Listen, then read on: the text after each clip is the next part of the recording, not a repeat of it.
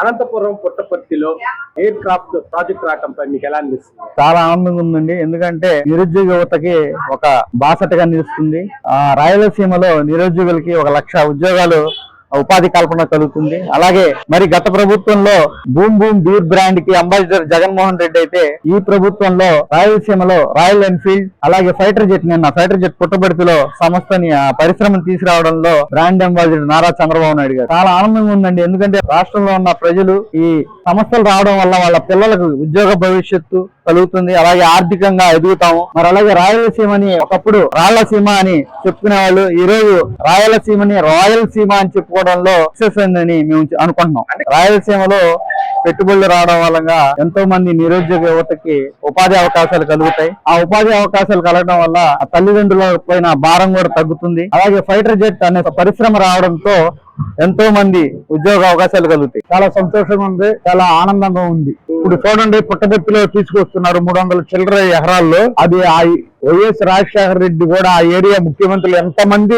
పనిచేశారు మన స్టేట్ కి. రాయలసీమకి ఒక ప్రాజెక్ట్ గానీ ఒక పరిశ్రమలు గానీ తీసుకురాలి. ఇప్పుడు ఈ కూటమి ప్రభుత్వం వచ్చాక రాయలసీమలో చూడండి ఎంత అభివృద్ధి చేస్తున్నారో, ఎంత ఇది చేస్తున్నారో. ఆ ఏరియాలో ఉన్న నిరుపేద కుటుంబాలు గానీ, చదువుకున్న పిల్లలకి ఉద్యోగాలు లేక ఇబ్బంది పడుతున్న వాళ్ళందరికీ ఆ ఉద్యోగ అవకాశాలు కూడా వస్తాయండి. అక్కడ ఆ ఏరియా ఇప్పుడు చాలా బాగా డెవలప్ అవుతుంది. ఇది వరకు వెనకబడిన రాయలసీమ అన్నారు. ఒకప్పుడు శ్రీకృష్ణ దేవరాయలు ఉన్నప్పుడు రత్నాల రాయలసీమ అన్నారు. ఇప్పుడు అదే టైపు ఇప్పుడు మంచి పరిశ్రమలు వచ్చి బాగా డెవలప్ అవుతుందండి.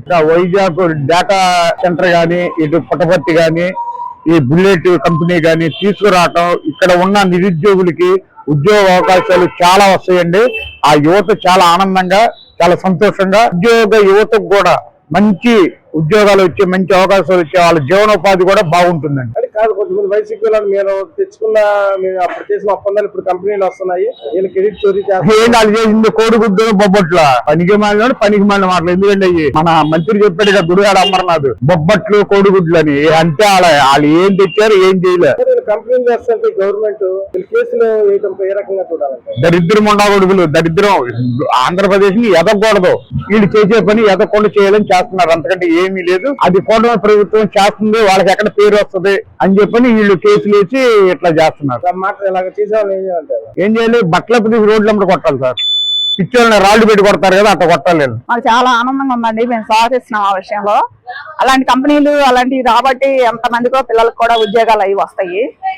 అలాగే ఇంకా రాయలసీమలో ఇది రాయల్ ఎన్ఫీల్డ్ బండివి ఫ్యాక్టరీలు ఇవి కూడా మొన్న వచ్చినాయి కదా, అది కూడా మాకు చాలా సంతోషంగా ఉందండి. ఆంధ్రప్రదేశ్ ప్రజలు అందరూ కూడా చాలా హ్యాపీగా ఉన్నారు ఆ విషయంలో. చదువుకున్న స్టూడెంట్ పిల్లలు వేరే రాష్ట్రాలు వెళ్లకుండా మన రాష్ట్రంలోనే మనకు జాబులు వస్తున్నాయి అంటే అంతకన్నా ఆనందం ఇంకేముంటుందని. 1,00,000 కోట్లు పెట్టుబడితో 300 ఎకరాల్లో ఇది ఎయిర్ ఫోర్స్ సంబంధించింది, డిఫెన్స్ సంబంధించింది పెట్టడంపై మీకు ఎలా అనిపిస్తుంది? అది కూడా సంతోషం అండి. అది సెంట్రల్ గవర్నమెంట్ సంబంధించింది. అది అంత పెద్దది మనకు వస్తుందంటే అసలు ఇంకా ఎంతమందికి జాబులు వస్తాయోనో. అది రాయలసీమ రత్నాల సీమ మాట అంతం కాదండి, అది జరిగి తీరుతుంది అనమాట కూటమి ప్రభుత్వంలో.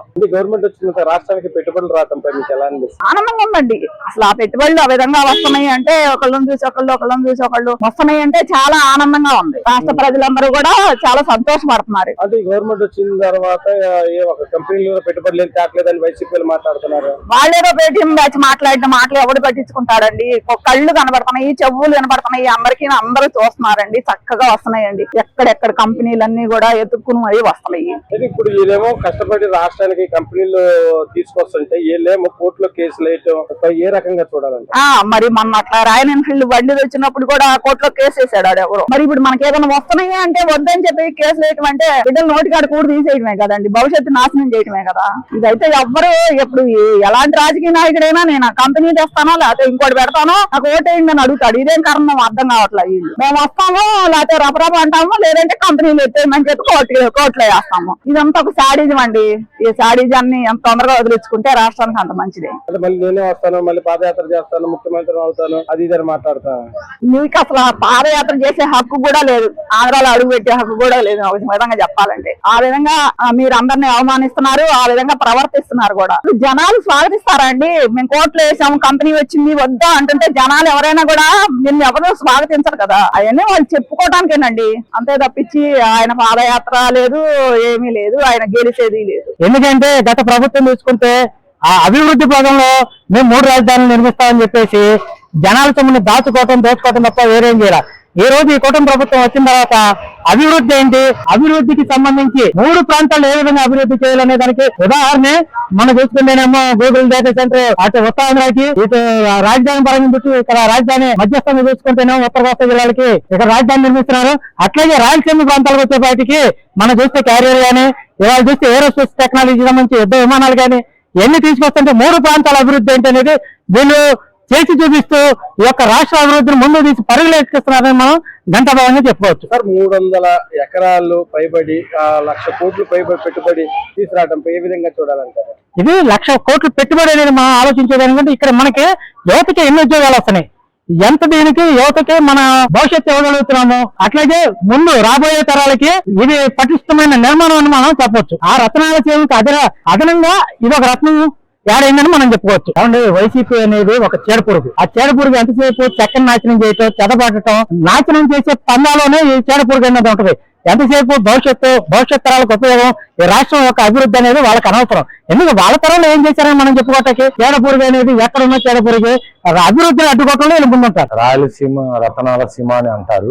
ఈ రోజు ఇది ఒక గొప్ప మైలురాయి అని నేను భావిస్తున్నాను. ఎందుకంటే రక్షణ రంగాన్ని ఈరోజు ఆంధ్రప్రదేశ్ లోని రాయలసీమ జిల్లా అయినటువంటి పుట్టపర్తికి తీసుకురావడం, AMCA ప్రాజెక్టు రక్షణ ప్రాజెక్టుని తీసుకురావడం అనేది మా ఆంధ్రులకు గర్వకారణంగా భావిస్తున్నాము. ఎందుకంటే దానివల్ల ఎంతో మంది నిరుద్యోగులకు ఉపాధి అవకాశాలు దొరుకుతాయి. సుమారుగా నేను 4 లక్షల మంది దాకా ఉద్యోగాలు, ఉపాధి అవకాశాలు వచ్చేటువంటి ప్రాజెక్ట్ ఇది. ఈ విషయంలో చాలా హర్షం వ్యక్తం చేస్తున్నాము. రాయలసీమ ప్రాంతం చాలా వెనుకబడిన ప్రాంతం. ఇదివరకు ప్రభుత్వం ఏం చేసిందండి, అక్కడ అమరావతి కడతాని 3 ముక్కలాట ఆడి అమరావతి నిర్మిస్తా, హైకోర్టు నిర్మిస్తా అని చెప్పి కళ్ళబోలి మాటలు చెప్పడం జరిగింది. కానీ రాయలసీమని భవిష్యత్తులో మనం ఎప్పుడు అనుకోలేదు. అంటే ఏదో చేస్తామని చెప్పి కళ్ళబోలి మాటలే తప్ప రాయలసీమను అభివృద్ధి చేయడం అనేది మనం ఎప్పుడు గత ప్రభుత్వాలు చూడలేదు. ఈ ప్రభుత్వంలో రాయలసీమని రత్నాలసీమ మార్చాలనే ఉద్దేశంతో వాళ్ళ రక్షణ రంగాన్నే ఇక తీసుకొచ్చి రాయలసీమలో పుట్టపర్తిలో నిర్మించడం అనేది చాలా శుభపరిణామంగా భావిస్తారు. గవర్నమెంట్ రాష్ట్రానికి పెట్టుబడి తీసుకురావడంపై మీకు ఎలా అనిపిస్తుంది? మంచిదే కదండి, పెట్టుబడులు రావడమే ముఖ్యం కదా. ఇప్పుడు మన ఆంధ్రప్రదేశ్ కి పెట్టుబడులు వస్తేనే నిరుద్యోగానికి అన్ని ఉద్యోగాలు దొరుకుతాయి, ఉపాధి అవకాశాలు దొరుకుతాయి.